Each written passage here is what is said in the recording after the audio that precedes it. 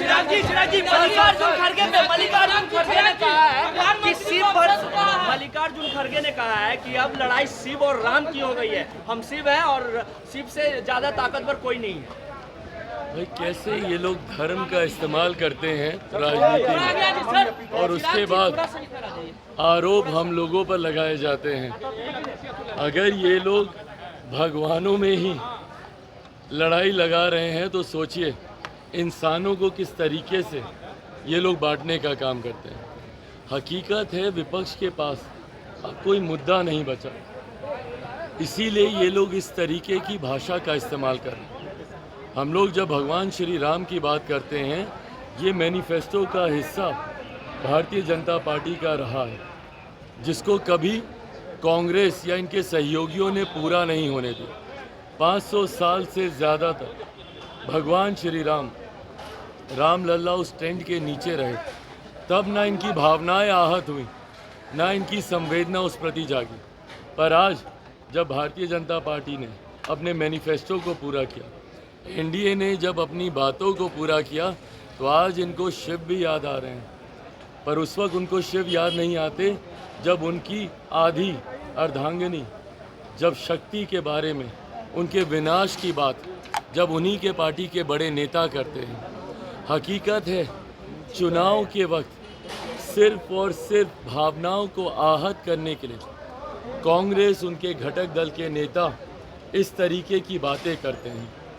आज जब वो शिव को इतना याद कर रहे हैं तो उनको राहुल गांधी जी का वो बयान भी याद आना चाहिए, जहाँ पे वो शक्ति के विनाश की वो बात करते हैं। ऐसे में इन्हीं विरोधाभास में जो इंडिया अलायंस अटका हुआ है, यही कारण है कि 14 से कम समर्थन 19 में मिला और इस बार कांग्रेस ऐतिहासिक ऑल टाइम लो पर इस बार कांग्रेस का प्रदर्शन प्रधानमंत्री जी को लेकर इससे ज़्यादा घृणित, निंदनीय, अशोभनीय और कुछ नहीं हो सकता। जिस तरीके से भाषा की सारी मर्यादा को तार तार कर दिया गया, और मैं बिहार की जनता से भी अपील करूंगा, और बल्कि मैं उन लोगों से भी अपील करूंगा जो संभवतः कम संख्या में ही सही पर आज की तारीख में जो इंडिया अलायंस का समर्थन कर रहे हैं। मैं पूछना चाहूँगा कि क्या ऐसी भाषा का आप लोग समर्थन कीजिएगा? मेरे प्रधानमंत्री से लाख बैर सही, पर क्या कोई भी सभ्य समाज में ऐसी भाषा का स्थान है? क्या आप एक राष्ट्रीय अध्यक्ष के लिए आप इस तरीके की भाषा का आप इस्तेमाल कर सकते हैं? आपका विरोध किसी से भी हो, भारतीय भाषाओं में उसके शब्दकोश में ऐसे शब्द हैं कि आप कड़ी से कड़ी निंदा मर्यादित शब्दों में रहकर आप कर सकते हैं। हमारे देश का गौरव है, हमारे देश का पहचान है हमारे प्रधानमंत्री। आपका उनसे मतभेद वैचारिक हो सकता है, पर इस तरीके से व्यक्तिगत टिप्पणी करना क्या आपको शोभा देता है? आज की तारीख में हम लोग 21वीं सदी में हैं, पढ़े लिखे समाज की हम लोग कल्पना करते हैं। ऐसे में जब ऐसे लोग जिनको कोई ना कोई अपना आदर्श मानता होगा, किस तरीके की एग्जाम्पल आप सेट कर रहे हैं, किस तरीके का उदाहरण आप देना चाह रहे हैं।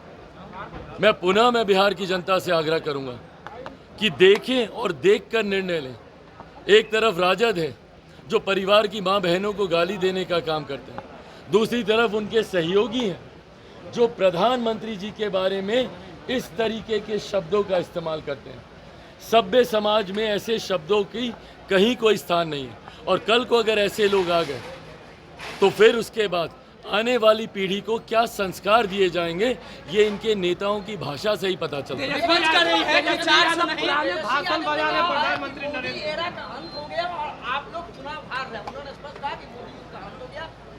सुनिए ना, 2014 का भी बाइट निकाल लीजिए, यही बोले थे।